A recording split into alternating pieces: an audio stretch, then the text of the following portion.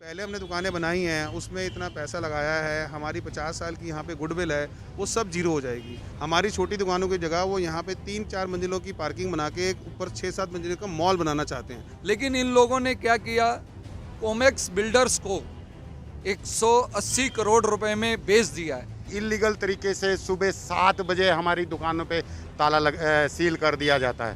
तो हमारे लोगों का रोटी का जुगाड़ जो है ना खराब कर दिया। हम रोटी कहाँ से खाएं।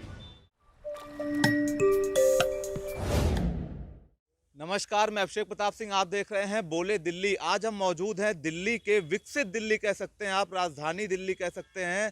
आज हम उसी राजधानी दिल्ली में खड़े हैं और आज हम आपको एक ऐसा स्कूल दिखा रहे हैं जो कि स्कूल के नाम पे अब सिर्फ पार्किंग एरिया बन के रह गया है। 1927 से चलता हुआ स्कूल को आज यहाँ पे एमसीडी सरकार ने, जब कोविड लगा 2019 में, जब से लॉकडाउन हुआ है 19 के बाद से, इन लोगों ने, एमसीडी सरकार ने इस स्कूल को एक पार्किंग एरिया बना दिया है। वहीं हम आपको बता दें, ये सिलसिला यही नहीं ख़त्म होता है। इससे सटी हुई कुछ दुकानें हैं जो हिंदू रिफ्यूज़ी 1947 में आए थे, तो उन लोगों को गवर्नमेंट ने ये दुकानें दी थी। दुकान ने नहीं दी थी, सिर्फ जगह दी थी। और उसके बाद एमसीडी सरकार ने बोला था कि आप लोग यहाँ पे अपनी दुकानें बना लीजिए और फिर हम आपको उसका रेंट इन लोगों को देना होता था। और अगर आप यहाँ पे दुकानें बना रहे हैं तो वो दुकान आपकी होगी, आप यहाँ पे दुकान चला सकते हैं। मतलब हिंदू रिफ्यूजी जो थे उन लोगों को ये जगह दी गई थी। लेकिन आज हम आपको पूरी सच्चाई बताते हैं और यही एमसीडी सरकार आज 1000 करोड़ों की ज़मीन और उनकी दुकानों को सिर्फ 180 करोड़ रुपए की लागत में ओमेक्स बिल्डर्स को बेच दिया है। तो आइए आज हम आपको बता रहे हैं। पहले हम आपको स्कूल दिखाते हैं। ये जो स्कूल है आप देख सकते हैं कि इसमें देश का भविष्य पढ़ता है। ये स्कूल ही है अभी तक। और लेकिन आप देख सकते हैं देश का भविष्य कैसे पढ़ रहा है, जहाँ पे गाड़ियाँ पार्क कर दी गई हैं और अंदर भी आपको हम दिखा रहे हैं कि अंदर भी गाड़ियाँ खड़ी हैं। क्लासरूम में जहाँ पे बच्चों को खड़ा होना चाहिए था, आज वहाँ पे गाड़ियाँ खड़ी हैं। इससे दुखद बात और क्या हो सकती है। सिर्फ एमसीडी सरकार ने ये कोविड के बहाने से, कोविड के टाइम में जब लॉकडाउन लगा, स्कूल बंद हो गए, तो उसी का बहाना देते हुए इस स्कूल को बेच दिया है। तो आइए आज हम आपको ये पूरा मुद्दा दिखाते हैं और पूरी जगह दिखाएंगे। आप जैसा कि देख सकते हैं ये पूरी जगह है। तो जैसा कि आप देख रहे हैं, ये जो यहाँ पे ये स्कूल के अंदर साफ साफ लिखा हुआ है कार पार्किंग, एमसीडी स्कूल के अंदर है। तो मतलब सरेआम जनता को सरकार अपनी मनमानी करती हुई नजर आ रही है।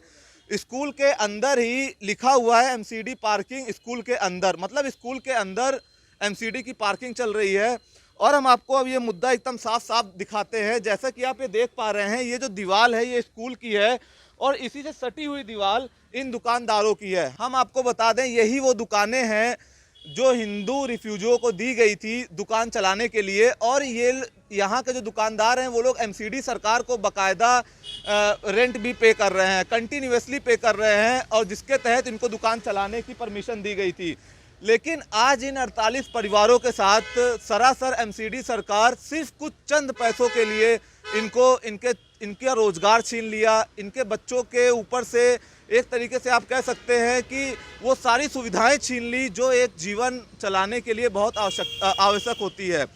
हम आपको बताते हैं कुल 48 दुकानें हैं, एक लाइन से ऐसे बनी हुई हैं, आप देख सकते हैं पीछे। और आज इन दुकानों पे ताला नज़र आ रहा है।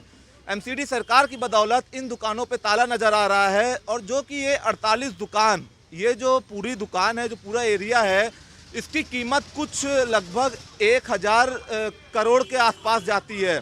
लेकिन सिर्फ 180 करोड़ों में इन दुकानदारों की ज़मीन एमसीडी सरकार ने ओमेक्स बिल्डर्स करके एक कंपनी है उसको बेच दिया है। और अब इन लोगों के ऊपर दबाव बनाया जा रहा है कि आप अपनी दुकान यहाँ से खाली करिए और आप लोग यहाँ से जाइए। तो जैसा कि आप देख सकते हैं, ये यहाँ पे इन लोगों ने, ये जो दुकानदार हैं, ये दुकानदार के ओनर हैं, और इन लोगों ने यहाँ पे बोर्ड भी अपना लेके खड़े हैं कि मैं एक रिफ्यूजी हूँ, मुझे 70 साल बाद इस देश में व्यवसाय करने का अधिकार नहीं। अब मैं आपको जैसे पढ़ के सुना रहा हूँ, मेरी दुकान पर एमसीडी ने कब्जा कर लिया है, मेरी उम्र 60 साल है, मेरे शरीर में इतना दम नहीं बचा कि मैं नए सिरे से अपना व्यवसाय शुरू कर सकूँ। इस एमसीडी की वजह से भिक्षा मांगने पर मजबूर हैं। आखिर जब कुछ दुकानदारों की दुकान छीन लिया जाएगा, उनका हक, उनका अधिकार छीन लिया जाएगा, तो कुछ ऐसी ही नौबत आती है। तो आइए आज हम इन्हीं दुकानदारों से बात करेंगे और हम इनकी जुबानी सुनेंगे कि क्या है पूरा मुद्दा और क्यों इनको यहाँ से हटाया जा रहा है और क्या इनको कहीं और दुकान की जगह दी गई है या फिर इनको सिर्फ बेसहारा छोड़ दिया गया है। हाँ भैया, आपका नाम? जी, मेरा नाम जितेंद्र सिंह है। सर, मैं आपसे पहले ये जानना चाहूँगा, जब आपकी दिल्ली एमसीडी सरकार ने आपकी ज़मीनों पे अपना अधिकार जमाया और उसको सेल आउट कर दिया, तो क्या अब आप लोगों को कहीं पे ज़मीन दी गई है? सर, ये जो हमारी दुकानें हैं, ये हमें 1973 में पक्की दुकानें बनाने का आदेश मिला था और उसमें उनको एमसीडी वालों को हम इसका रेंट देते आए हैं हर साल। अब ये स्कूल और ये दुकानें सब जो है सरकार ने सेल कर दी है और हमें जो है एक अजमल खां पार्क है, वहाँ की दीवार के साथ बोला गया कि आप वहाँ जाके दुकानें अपनी खुद बना लीजिए। जो पहले हमने दुकानें बनाई हैं उसमें इतना पैसा लगाया है, हमारी 50 साल की यहाँ पे गुडविल है, वो सब जीरो हो जाएगी। और वो पार्क जो है वो डीडीए का है, 3 फुट का फुटपाथ है, हमारी दुकानों की चौड़ाई लंबाई 7.5 फुट बाय 10 फुट है। अगर हम बनाते हैं तो हम पीडब्ल्यूडी की लैंड पे आ जाएंगे, ऊपर से वहाँ पे नीचे आई सरकारी ज़मीन पे आ जाएंगे। सरकारी ज़मीन पे आ जाएंगे। वो टोटली इलीगल काम है जो कि ये हमसे करवाना चाहते हैं। हमने इनसे कहा था कि अगर आपको जो है वो इलीगल लगती है तो आप वहाँ बना दीजिए, हम बनाने के पैसे दे देंगे।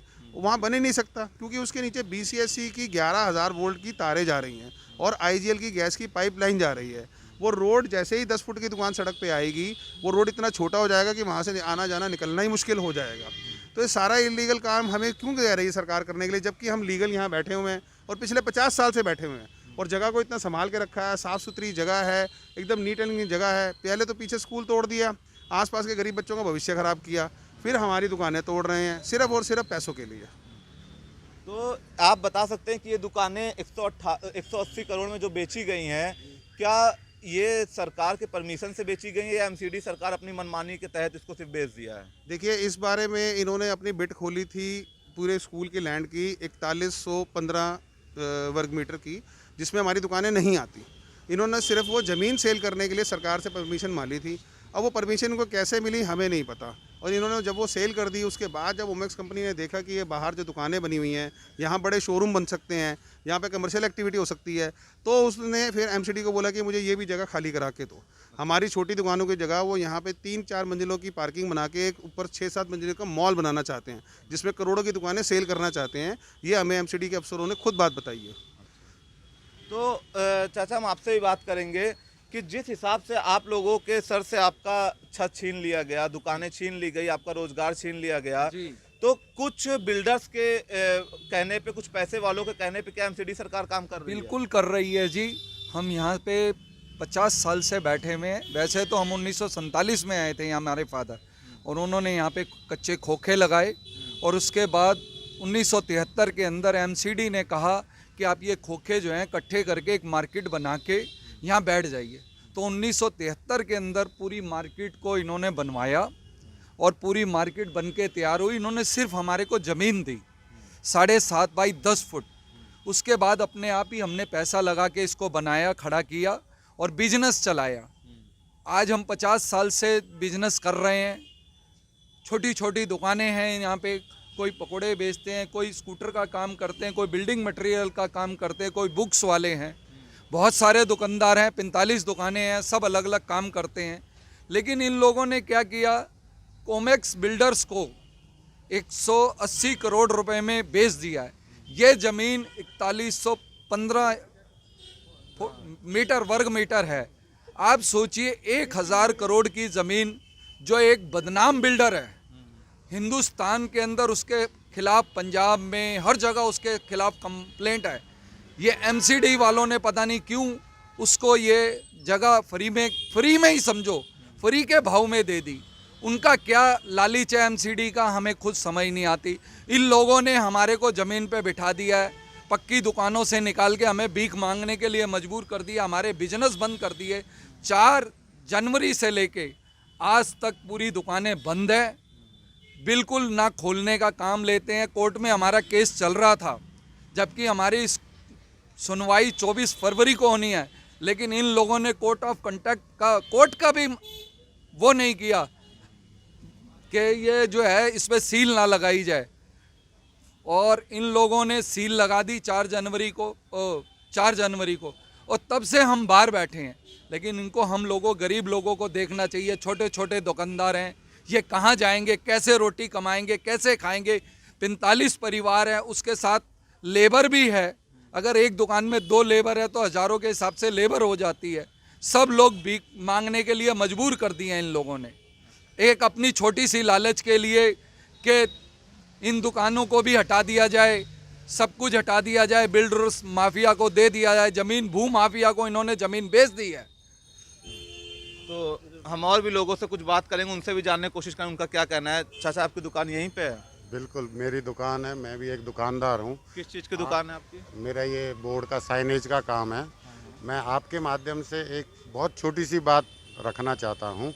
वो सिर्फ़ और सिर्फ पार्किंग बनाने के मुद्दे पे हम लोगों को यहाँ से शिफ्ट कर रहे हैं, जबकि ऑलरेडी आपने देखा है अंदर पार्किंग चल रही है। 350 प्लस गाड़ियाँ अभी लगी हुई हैं। वो 500 व्हीकल्स का पार्किंग बना रहे हैं। उनके पास सफिशिएंट इन और आउट है, तो वो पार्किंग और हम उस दीवार से बाहर आते हैं। तो अगर वो पार्किंग बनाने के इच्छुक हैं तो हमें कोई ऑब्जेक्शन नहीं है, वो पार्किंग बनाएं। बट हम दीवार के बाहर हैं और वो पार्किंग बना सकते हैं। बट वो पार्किंग कम शॉपिंग मॉल बना रहे हैं, जिससे उनको इनकम होगी, करोड़ों में वो दुकानें बिकेंगी। बट वो चीज़ हाईलाइट नहीं कर रहे। वो पार्किंग का मुद्दा लेके हम लोगों को यहाँ से शिफ्ट करना चाहते हैं। तो चाचा आपकी भी दुकान यहीं है? यही है। हम ये जानना चाहते हैं कि अगर आप लोग को यहाँ से शिफ्ट किया गया तो क्या आप लोग वो अफोर्ड कर पाएंगे उस जगह पे जाना, और अपना बिजनेस पे क्या फर्क पड़ेगा? 50 साल से हम काम कर रहे हैं। मेरे फादर यहाँ आए थे जब 1947 में, तब से हम हमारे 3 परिवार जुड़े हुए हैं इस जगह से। कहीं नई जगह जाते हैं, हमने लोन ले रखे हैं बैंकों से, हम कैसे चुकाएंगे? 2 साल से कोरोना में आम आदमी की स्थिति वैसे ही ख़राब हो चुकी है। उसके बावजूद इलीगल तरीके से सुबह 7 बजे हमारी दुकानों पे सील कर दिया जाता है बिना किसी प्रायर नोटिस के। ये एमसीडी है। हर चीज़ वो इलीगल कर रही है, हम लोग लीगल कर रहे हैं। बट वो लोग हमारी कोई सुनवाई नहीं कर रहे, कोई हमारी बात नहीं मान रहे हैं। और एक जगह जो उन्होंने दे दी है जहाँ पे 4 कमियां हैं, आईजीएल की पाइपलाइन है, बीएससीएस की हाई वोल्टेज वायर है, वहाँ पे ड्रेनेज है, वो सब बंद करके पार्क का वेंटिलेशन रुक जाएगा। बट वो कहते हैं वहाँ पे शिफ्ट हो जाओ। तो हम और भी कुछ दुकानदारों से बात करेंगे। चाचा आपकी भी दुकान यहीं पे है? हाँ जी बिल्कुल है जिस हमारे। हिसाब से एमसीडी ने अपनी दादागिरी, आप कह सकते हैं इसको, दादागिरी के चलते तहत ना आपको बिना किसी नोटिस के यहाँ हटा दिया। तो पहले तो कोरोना की मार आपने झेली, अब क्या आप इस मार को झेल पा रहे हैं, एमसीडी की मार को? भाई इस मार्केट की मार को तो हम झेल ही नहीं पा रहे हैं। एमसीडी जो कर रही है ये बिल्कुल गलत कर रही है, जो नहीं करना चाहिए था वो कर रही है। अब इसके लिए हमारे ये है कि जो हमारी जो जायज़ मुतालबात है उसको पूरा करा जाए और अपने तरीके से जो है इसको ध्यान से बात करें। हम लोग परसों गए तो उनके पास, तो वो कार में बैठ के सीधी चले गए, बात तक नहीं करी। कौन? मैडम जो इसके यहाँ के डीसी मैम। डीसी मैडम के आज पास डीसी मैम से कुछ परमिशन भी, कुछ उनके साथ मीटिंग थी, तो उस मीटिंग में क्या निर्णय निकला? तो कोई मीटिंग में खास बात नहीं हो पाई है।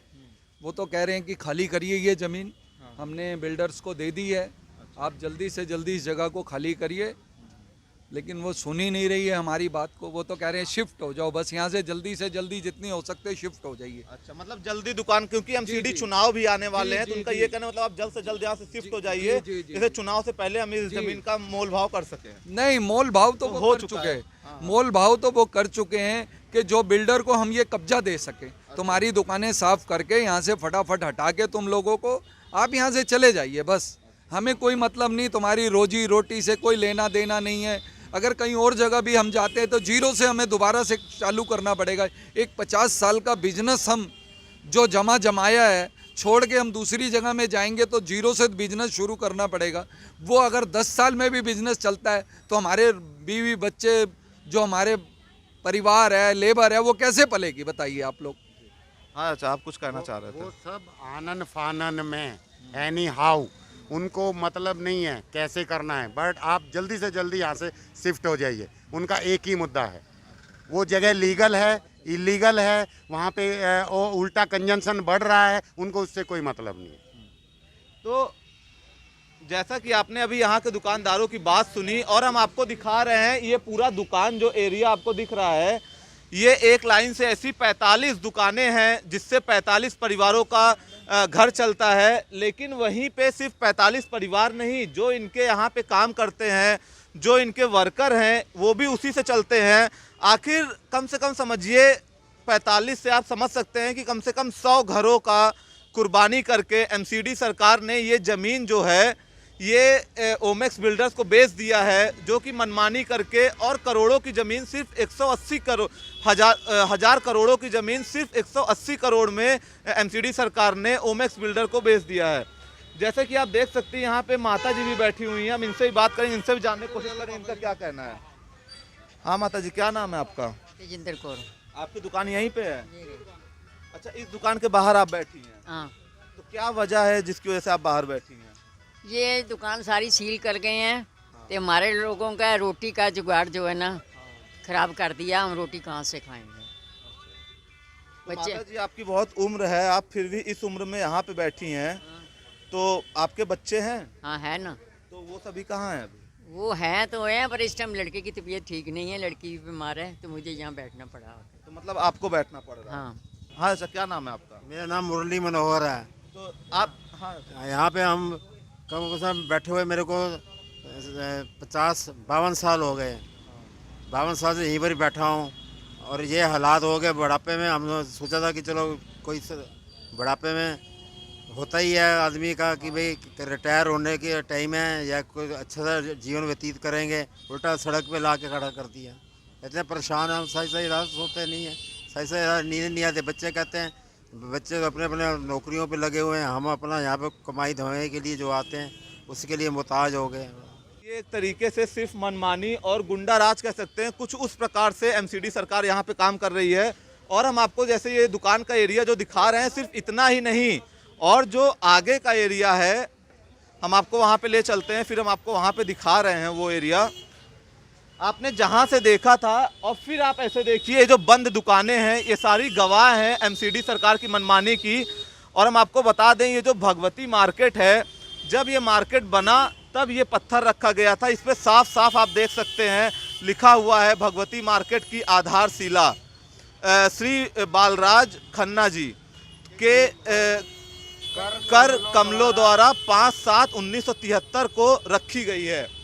तो ये जो बोर्ड है ये इस बात का साक्षात गवाह है कि ये दुकान सालों पुरानी है, और हिंदू रिफ्यूजी जो आए थे 1947 में, उन लोगों को एमसीडी सरकार ने दी थी। लेकिन यहाँ पे वो अपनी मनमानी करते हुए आज इन दुकानों पे ताला लगा के और इन दुकानदारों को बेरोजगार करके इनसे इनकी रोजी रोटी छीनने का काम किया है। और 1000 करोड़ की ज़मीन सिर्फ 118 करोड़ में, सिर्फ 180 करोड़ में बेच के ओमेक्स बिल्डर को यहाँ से अपना पल्ला साफ कर लिया है। हम आपको बता दें, वहीं पे चुनाव आने वाले हैं, तो चुनाव को मद्देनज़र रखते हुए, क्योंकि चुनाव में इस बार किसकी सरकार हो किसकी नहीं है कोई नहीं जान सकता, तो उस बात को आने वाले चुनाव की तारीख से पहले ही इनके ऊपर दबाव बनाया जा रहा है कि उससे पहले जैसे इनके इस शासनकाल में ये दुकानें उन बिल्डर्स को दे दी जाएं, जिसकी वजह से वो दुकानदार यहाँ पे पार्किंग वाले एरिया में कॉम्प्लेक्स बना के आगे की तरफ अपना कॉम्प्लेक्स बना के करोड़ों में फिर से दुकानों को बेच सके। और इन दुकानदारों को पीडब्ल्यूडी के सरकारी ज़मीन पे जगह दी जा रही है कि आप वहाँ पे दुकान बनाइए, और इलीगल जगह पे इन लोगों की दुकान खोलने की परमिशन एमसीडी सरकार दे रही है। अगर सरासर ये कहीं नाइंसाफ़ी की जा रही है इन दुकानदारों के साथ, और इनकी सुनवाई कहीं नहीं हो रही है, कमिश्नर के पास जाते हैं तो वो भी नहीं सुनता है, ना कोई पुलिस प्रशासन, ना कुछ भी एक्शन नहीं लिया जा रहा है। अगर अब तक आपने हमारा चैनल सब्सक्राइब नहीं किया, सब्सक्राइब करें, लाइक करें, ज़्यादा से ज़्यादा शेयर करें। कमेंट बॉक्स में अगर आप दिल्ली के हैं तो अपने उस पर राय दें कि आप क्या सोचते हैं, और अपनी राय अवश्य दें। धन्यवाद।